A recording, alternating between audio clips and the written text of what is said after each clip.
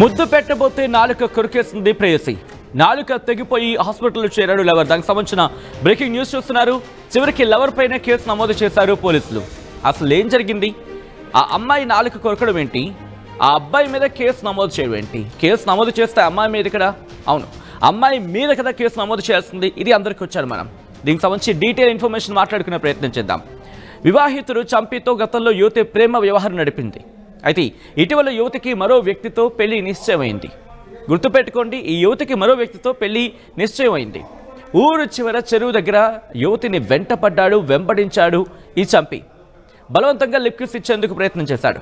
దీంతో కోపంతో ఆ యువతి అతగాడి నాలుకను కొరికేస్తుంది. నాలుక ఎప్పుడైతే తెగిపడిందో వెంటనే తీవ్ర రక్తస్రావంతో అక్కడ కొట్టుమిట్టాడాడు ఆ చంపి. వెంటనే చంపిని హాస్పిటల్లో చేర్చడం జరిగింది.